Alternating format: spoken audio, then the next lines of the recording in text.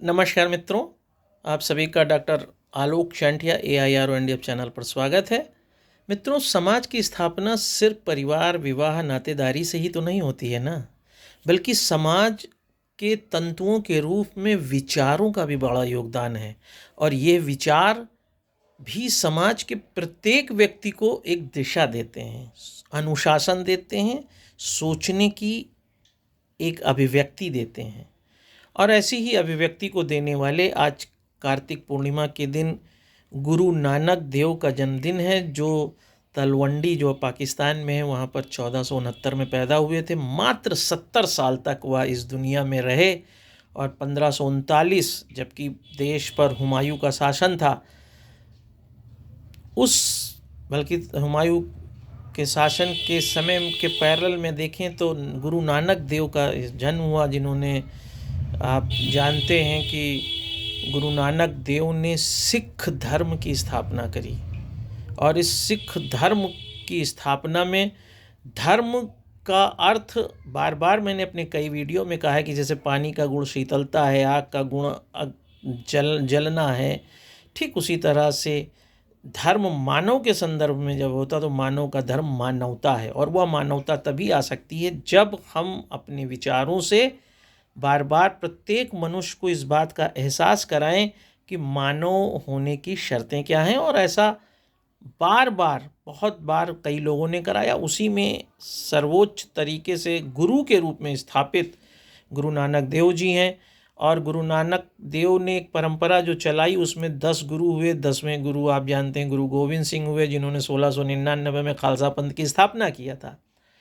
हो सकता है आप यह सोचते हो कि भाई उसके बाद गुरु क्यों नहीं बने, क्योंकि 10 गुरु ने, गुरु नानक से लेकर और गुरु अंगद देव से चलते हुए अर्जुन देव, गुरु तेग बहादुर और गुरु गोविंद सिंह तक आते आते आप देखते होंगे कि चाहे वह समाज को जीने का तरीका बताना हो, चाहे युद्ध करने की कला बतानी हो, चाहे अपने मूल्यों की रक्षा करनी हो, सभी इन 10 गुरुओं ने समाज में स्थापित करने का प्रयास किया है। और जहाँ पर गुरुवाणी की, जिसको कि आप जानते हैं कि गुरुवाणी, अगर आप किसी भी गुरुद्वारे में जाएं तो वहाँ पर गुरुवाणी का स्वर आपको सुनाई देगा। उसको उन्होंने, जिसको आप ध्यान से पढ़ें तो जो कबीर दास हैं उनकी भी प्रतिध्वनि उसमें ज़्यादा सुनाई देती है, लेकिन वह सब कुछ मानवता के लिए है। और ऐसा नहीं है, लेकिन वहीं जब हम आगे आते हैं तो देखते हैं कि उन्होंने युद्ध करने के लिए गुरु गोविंद सिंह ने खालसा पंथ की स्थापना करी। लेकिन गुरु परंपरा में युद्ध करना कोई सिख धर्म ने स्थापित नहीं किया। चाहे आप रामकालीन समाज में देख लें, चाहे वशिष्ठ को देख लें, चाहे महाभारत कालीन समाज में आकर आप कृपाचार्य और द्रोणाचार्य को देख लें, सभी जगह पर आपको गुरु, जिसने समाज को आचरण की शिक्षा दिया है, उसने महत्तम स्थिति में हथियार चलाने की भी शिक्षा दिया है। चाहे वह परशुराम के रूप में गुरु रहे हों, उन्होंने अगर शिक्षाएं दी हैं तो उन्होंने कर्ण को भी तैयार किया है, उन्होंने भीष्म पितामह को भी तैयार किया है, जो युद्ध की शैली में भी हों।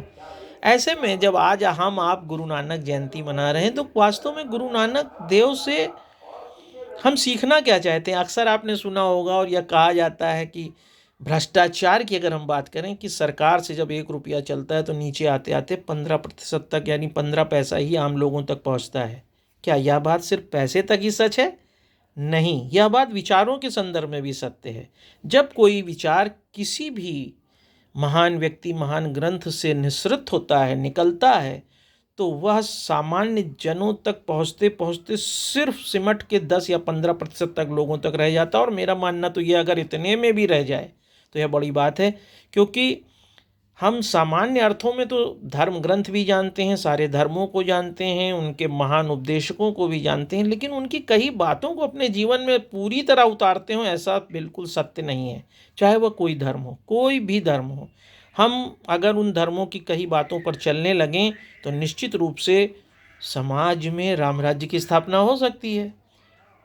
ऐसे में ही जब हम गुरु नानक की बात करते हैं तो गुरु नानक की मैं 1-2 घटनाएं आपको सुनाता हूँ, शायद आप सोच सकें कि हमने गुरु नानक से क्या कुछ वास्तव में सीखा। एक घटना तो ये है कि उनके पिताजी की दुकान थी कपड़े की, और जब उन्होंने गुरु नानक को एक दिन वहाँ पर बैठा दिया तो गुरु नानक का मन इन सब कामों में नहीं लगता था। वह तो उस परम ब्रह्म से तादात्म्य स्थापित कर चुके थे, इसलिए जो भी ग्राहक आता वो कपड़ा दिखाते और पूछते कितने का, तो कहते सब तेरा है, सब तेरा है। और हुआ यह कि सब लोगों ने समझा कि वो थान 13 रुपए का है, और इस तरह से उन्होंने अपनी दुकान के सारा सामान ऐसे बेच दिया। इस कहानी का तात्पर्य क्या है? आखिर ये कहानी क्यों सुनाई जाती है? कहने का तात्पर्य यह है कि जब व्यक्ति समाज में सभी व्यक्तियों में कण कण में भगवान के स्वरूप सारी बातें देखने लगता है, तो वह उन मूल्यों से हट जाता है जिसे आप आर्थिकी कहते हैं, और उससे वह दूर हो जाता है। लेकिन क्या वास्तव में हम अपने द्वारा अर्जित किए गए ज्ञान को, अपने अर्जित किए गए पैसे को इस तरह से समाज में बांटना चाहते हैं? हाँ, उसका प्रतिबिंब हमको गुरुद्वारे में चलने वाले लंगर में दिखाई देता है कि वो लगातार चलाकर हम गुरु नानक की उन कही बातों को कि सब तेरा है और सबके लिए सब कुछ है, हम स्थापित करते हैं। एक कहानी और आती है जिसमें एक बार वो मक्का जाते हैं और मक्के में वह सोने के लिए लेटे होते हैं, तभी कोई आके कहता है कि तुम इस तरफ कैसे पैर किए हो, यहाँ तो इस तरफ काबा है। तो वो कहते हैं भैया मैं जान नहीं पाया, मेरा पैर तुम जिस तरफ काबा ना हो घुमा दो। तो वो व्यक्ति देखता है कि वह गुरु नानक का पैर जिस तरफ भी करता है उसी तरफ काबा दिखाई देता है, फिर वह क्षमा मांगता है। इस कहानी में भी जो आज तक हमारे किसी भी धर्म के लोगों ने नहीं सीखा कि जब कण कण में भगवान है, सर्वत्र भगवान है, तो फिर उसके लिए ये झगड़ा क्या करना कि मेरा स्थान किधर है। लेकिन क्या हम इस बात को अपने अंदर उतार पाए आज तक?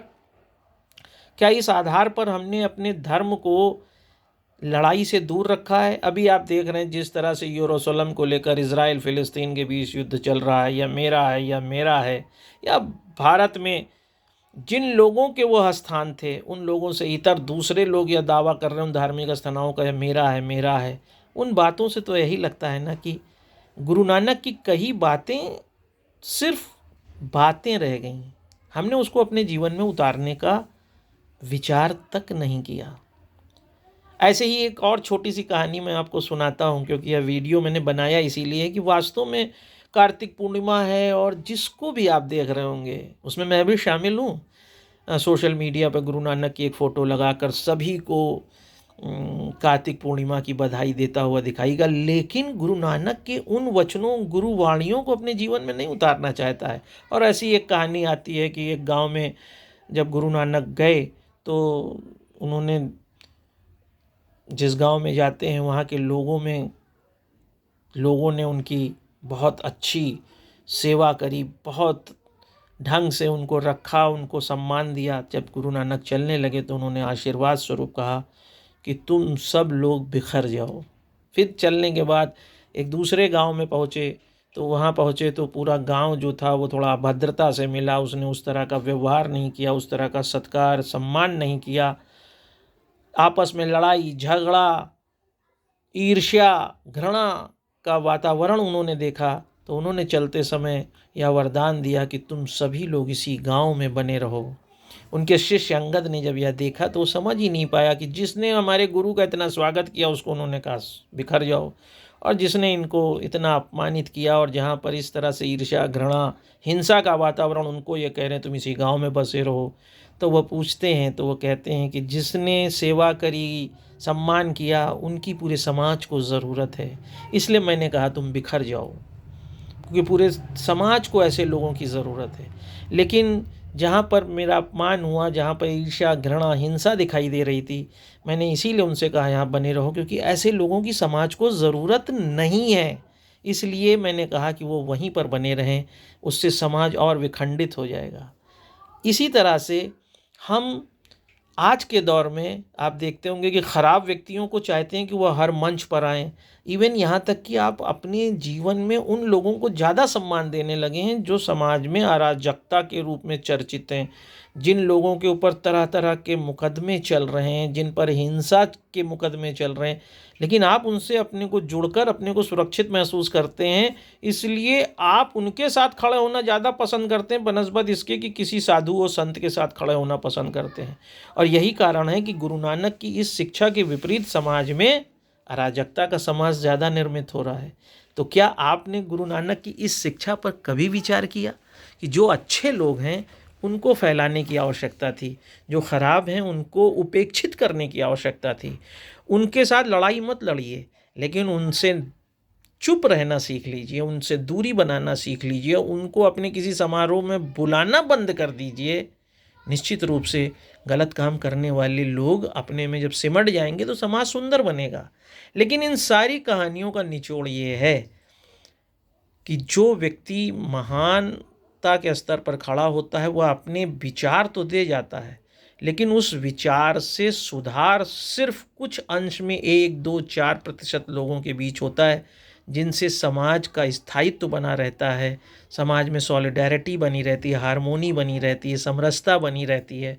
और जब हम इस दृढ़ता को स्थापित करने वाली बातों को समझ पाते हैं तभी समाज का निर्माण होता है। तो सिर्फ और सिर्फ सोशल मीडिया पे गुरु नानक को प्रतीक रूप में लगाने के बजाय यदि हम गुरु नानक की उन बातों को अपने जीवन में उतार लें और गुरु का अर्थ समझ सकें, गुरु का मतलब अंधकार, रू का मतलब दूर करने वाला, तो वह कोई भी व्यक्ति गुरु है जिसने आपके जीवन में अंधकार दूर किया है। और अंधकार क्या है?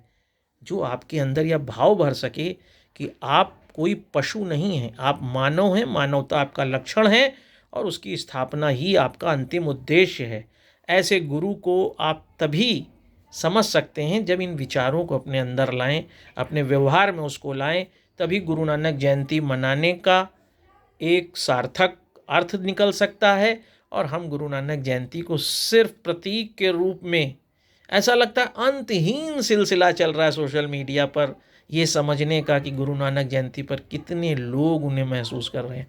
पर सच यह है कि उन अंतहीन लोगों में अंत में शायद एक भी व्यक्ति ऐसा न हो जो गुरु नानक को महसूस कर पाया हो, उनकी गुरुवाणी के स्पंदन को समाज में उतारने का काम कर रहा हो। यदि ऐसा है और ऐसा हम करने का प्रयास करेंगे तो किसी का भी हम जन्मदिन मनाएं, किसी को भी हम समाज में स्थापित होने के बाद महसूस करें तो समाज अच्छा बनेगा। गुरु नानक के इन्हीं बातों को समझाने के लिए मैंने यह वीडियो बनाया है। आप भी गुरु नानक की इन बातों को महसूस करिए और अगर लगे कि हाँ हम इन बातों से दूर हैं तो हमारे इस वीडियो के माध्यम से दूर तक लोगों में संवेदना जगाने के लिए इसे भेजें, ताकि मैं किसी और अच्छे मुद्दे पर आपके साथ हूँ। आप सभी को कार्तिक पूर्णिमा और गुरु नानक जयंती की शुभकामना। आइए हम भी हर तरफ भगवान को देखें और अच्छे लोगों को फैलने में और बुरे लोगों को एक जगह केंद्रित होने के प्रयास में कुछ कदम चल कर देखें। नमस्कार।